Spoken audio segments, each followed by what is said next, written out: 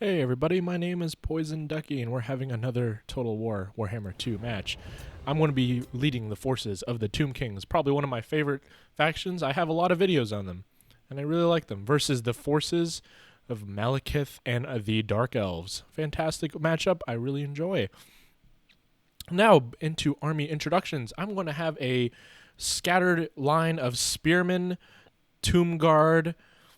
So 3 units of Tomb Guard, or actually 2 units of Tomb Guard, a unit of Skeleton Warriors in the center, 2 Spearmen on the flanks, and the Regiment of Renowned Tomb Guard, the Kepra Guard, which are anti-infantry, very high-powered, in high damage, with regeneration as well. So it's very powerful. I really like this unit overall.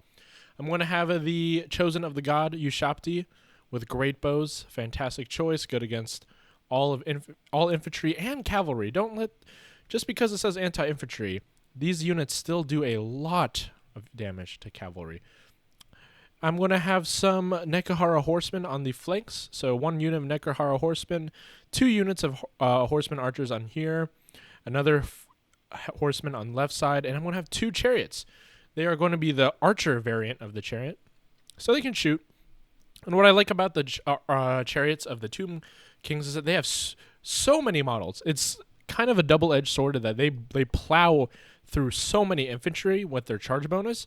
The only bad side is if two of the models get stuck, it can get the entire unit stuck, which is very bad. But overall, I can take it.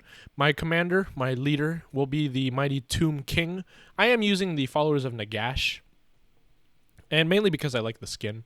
I like how they're more golden when you use the followers of Nagash, and their shields are like that.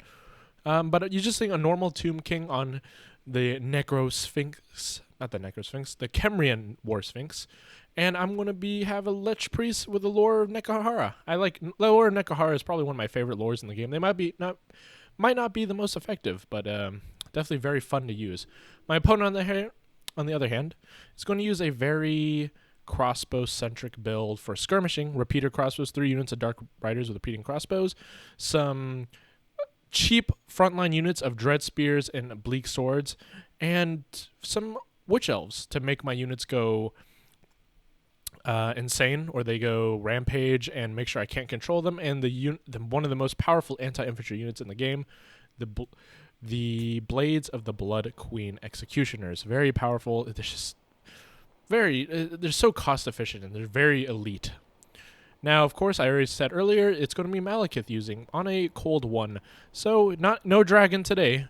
And far in the forest, you can see he's going to bring the Knights of the Ebon Claw along with just a normal unit of cold 1 knights.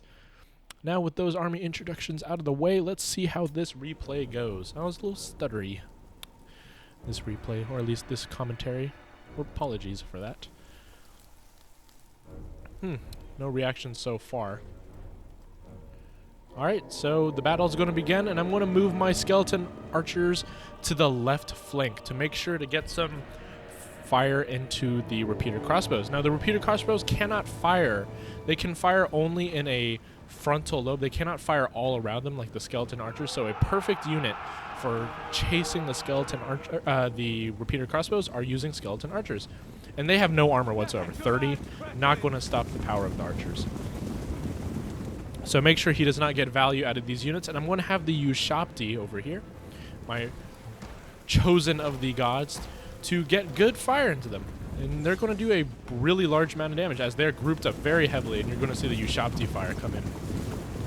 We're under fire! Of course you're under fire. Now this is just the skirmishing phase. It's going to be kind of slow, just a lot of archer fire. Now he's going to be firing into some Tomb Guard units that have silver shields and are going to block 50% of those projectiles. So not a very efficient use of ammo. And as you can see, the combined focus fire of my ranged components already make 1 unit rout, while still doing a lot of AoE damage to the rest of the Dark Riders. Now my opponent's going to try to maneuver and wiggle his way, try to get his most value out of these Dark Riders, but it's clear at this point that they're not the best in this skirmishing match-off. And interestingly, he's using all his micro over here, not even moving his units up there yet. And I'm completely fine with this. I'm letting him do this at this point. I'm going to use my chariots over to this flank. I'm rotating them from the right to the left.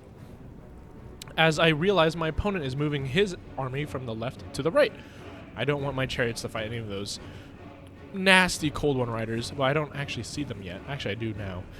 And we're just going to make sure their Cold One Riders, their Dark Riders are out of here, and I'm going to move my army to engage his in the right flank. Now I'm going to speed up a little bit here, as essentially we're just shooting, we're just having some arrows fire at each other while my opponent repositions and finds a good gap in my army. Now, I was thinking of sending my chariots down the center line to try to get around, but I noticed that the Cold One Knights are there and would easily stop chariots.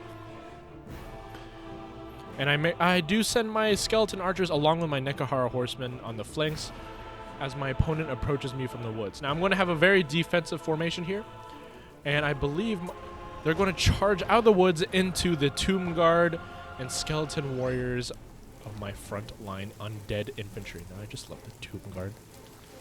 Look at this fantastic. Look at this shield wall. It's so intimidating to run against versus the distraught, unorganized Dark Elves. Now, the frontline engagements is going to start. He's going to have Witch Elves supporting Dread Spears, and he's going to charge in on... I'm going to use the Narrow's Incantation of Protection to have 44 increased physical protection, reduce the charge by a lot, and make sure that my units my front line can last. Now I'm going to have the chariots charge into the front, mowing down all these Bleak Swords. Look at the HP damage on the Bleak Swords as they literally push through and go into the Witch Elves. Frontline battle is going well for me so far, as the Chosen of the Gods get fire into the blade of the Blood Queen, which you need to kill. Now my units are going to be rampaging here. My chariots, unfortunately, cannot outmaneuver and move. I lose control of them, and because of that, I will be almost completely losing the skeleton archers' chariots, which is a bad play on my part. But I'm going to send in my Kemrian War Sphinx to fight Malekith on his Cold One chariot, which is a good matchup for me. While I don't have the anti-large capabilities, it's still a large model and is very fantastic at killing. Now my opponent's going to use he's going to take control of the right flank using his Knights of the Ebon Claw and in general. But my Ushabti have been just hammering. A little misplay by my opponent is not taking out my range component. Mainly it's only the Ushabti, and my skeleton archers are behind the flanks just getting back shots on the enemies this entire time.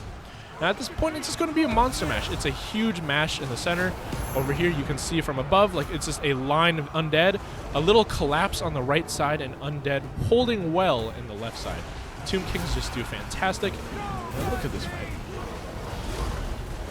My Tomb King is going to make sure to get some tail whips, and I'm going to keep on supporting my leader or lord with some spells like the Incantation of Cursed Blades, giving me a bonus versus large, which I did say earlier that the Kemrian War Sphinx does not have a bonus versus large, but with this spell, you gain it and you'll do a lot of damage to Malekith on his Cold One Rider.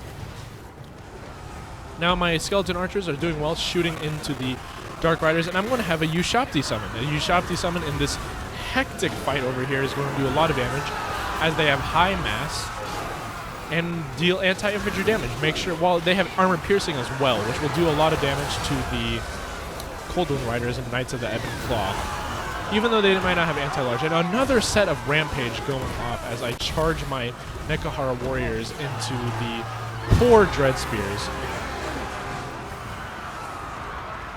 It's at this point the front line breaks, and my Tomb King is doing very well. He's breaking a lot of formations, and he's doing a lot of... He has the ability to cause terror as well. Interestingly enough, my infantry hold off. Tomb Kings are definitely not known for the infantry, but when you send stuff like just Bleak Swords and Dread Spears, Tomb Guard will definitely do the job. And he does send some units in the Chosen of the Gods, but at this point they're out of ammo. And they don't really care about the Knights of the Ebon Claw, as all my skeleton hordes charge in and destroy his high-value targets. And at that point, the army routes due to army losses. It was a really quick battle. It was still a Pyrrhic victory, so let's see how our unit efficiency works. I only lost about 470, which is a lot less than I expected, considering undead factions tend to lose a lot since all their units are technically unbreakable. 29 kills, 0 on the Lich Priest. Tomb Guard did well. They held the line 48, 50, 34. The Nekahar Warriors just chased off the enemy. Routing units doing well, 47 and 28. I just can't have them engage in actual combat, mainly due to the Cold One Knights almost hard countering any cavalry that I have. Skeleton Horseman Archers, I have a big MVP here. Essentially 2 units of these and 1 unit of the Chosen of the God took out 3 units of Dark Riders with losing only ammunition, nothing else. I didn't lose anything else except maybe a model or 2 of Tomb Guard, and that was a very big value train. Now my Chariots did all right. They did a bunch of HP damage to the unit in the front lines. I just wish they didn't rampage, and I lost them very quickly due to this rampage. But overall, I'm quite happy with my choice. Now looking at my opponent, he should have picked more Dark Shards. The Dark Riders are good against more monster focus, but if you go with a more infantry / Ushapti, like I had a very cav focused army with 1 monster, I think Dark Shards would do better. Mainly because I don't have too much backline pressure, as long as you defend them using Cold Knights and Dread Spears. And Tomb Guard while they're good against other light armored infantry, they take a while. So I probably would have cut the Blades of the Blood Queen, maybe get some Dark Shards, maybe 1 unit of Hargoneth Executioners. You don't really need it, and take out the Dark Riders I would probably just take out all of the Dark Riders and just go for normal Dark Shards. But overall, I liked it. So thanks, guys, for watching. If you liked it, leave a like and subscribe if you want more. I'll catch you guys later.